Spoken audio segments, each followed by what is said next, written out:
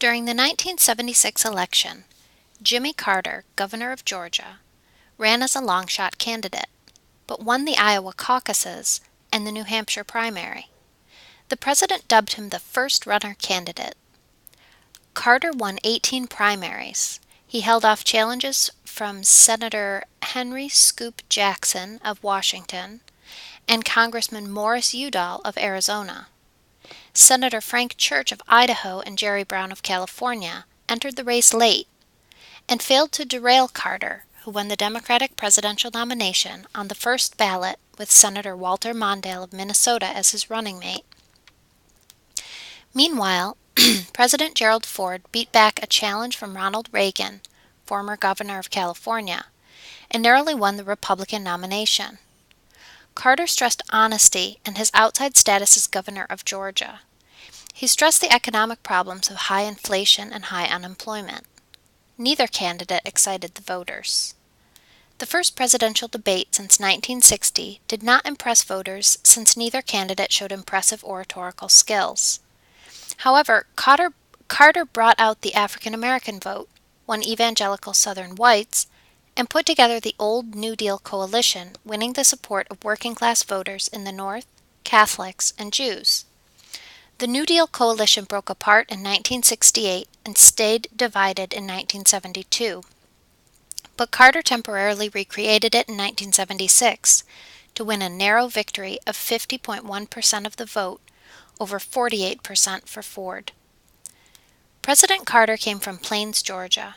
He was an engineer by training and a southern peanut farmer by avocation. He was a moderate liberal with a decent record on civil rights as governor of Georgia and a fiscal conservative record as governor. As president, Carter did not plan any major social programs, no New Deal or Great Society. His policies did not win the enthusiasm of liberals in Congress, and his outside status made him uncomfortable with congressional leaders on both sides of the aisle. Veteran Democratic Speaker Tip O'Neill despised the Georgian staffers in the White House. O'Neill described them as incompetent. The legislative proposals on taxes and energy ran into opposition in Congress, and watered-down bills eventually passed. He did succeed in passing the first alternative energy proposals and stressed conservation.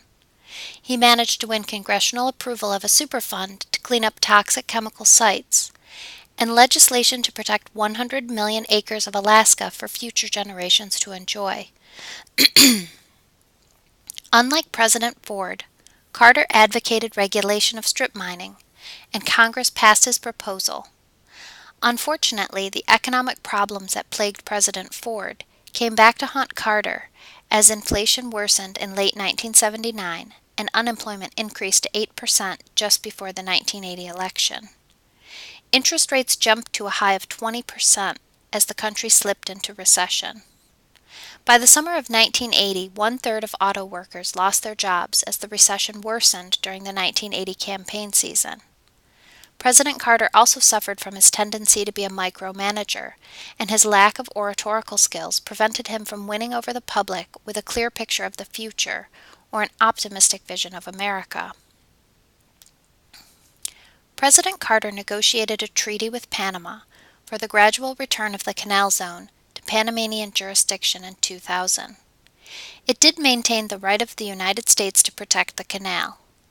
Although negotiations on the transfer of the canal had begun under President Johnson and continued under President Nixon, the decision to restore the canal to Panama ran into opposition. While popular in Latin America, opinion polls in the United States indicated widespread support for retaining the canal. Republicans sent mixed signals, with some supporting the president's decision and others led by Ronald Reagan denouncing the surrender of American territory, arguing that the Canal Zone was as much American territory as Texas. In the end, the Senate, by 2 votes more than needed, approved 2 Panama Canal treaties in 1978. Latin American nations endorsed the treaties for improving relations between the United States and Latin America, but critics of President Carter viewed it as another symbol of foreign policy weakness and willingness to accept the decline of American power. The president reached out to Cuba to restore relations, but insisted on a commitment to human rights by the Castro regime. American and Cuban negotiators spent from April to June of 1977 trying to reach agreement to fully restore diplomatic relations, but they failed. An interim agreement was finally reached on opening interest sections to partially restore diplomatic contact, and the United States agreed to remove part of the travel ban. However, a final agreement did not come, although negotiations continued until 1980. Restoring diplomatic relations would have to wait for another 25 years, until President Obama negotiated reopened ties. President Carter did succeed in following up the ping-pong diplomacy of President Nixon with China. A congressional delegation visited China in the spring of 1977, followed by Secretary of State Cyrus Vance's visit to China in August 1977 to negotiate an opening of relations. Further talks led to an agreement in 1978, with formal relations between China and the United States opened on January 1, 1979. In the Middle East, President Carter achieved his greatest success and failure of this administration. From the start of his presidency, President Carter made a peace agreement in the Middle East a priority. The visit by President Anwar Sadat of Egypt to Israel in 1977 opened the door to negotiations. Sadat and Carter hoped for a comprehensive peace agreement, but the reluctance of the conservative Israeli Prime Minister Menachem Begin to recognize the Palestinians and return all captured lands from the 1967 and 1973 wars created one roadblock. The unwillingness of the PLO leadership and the Arab states to recognize Israel created the other roadblock to reaching a general agreement. Instead, President Carter pushed for a separate peace agreement between Israel and Egypt. The Camp David Accords led to a peace treaty between the two nations on March 26, 1979, and the withdrawal of Israel from the Sinai Peninsula, restoring it to Egyptian control. Other Arab states immediately denounced the treaty, and President Carter could not build on this agreement to reach a comprehensive peace. The overthrow of the Shah of Iran led to the biggest defeat of the Carter presidency. In November 1979, when 400 militant students stormed the American embassy in Iran, seizing the American diplomatic personnel as hostages, militant Iranians started chanting "Death to America," and have been doing so ever since. President Carter failed to persuade Iranians to release the Americans, and a rescue attempt failed miserably in April 1980. President Carter's Republican challenger, Ronald Reagan, used the seizure of the hostages as evidence of the decline of American power under President Carter.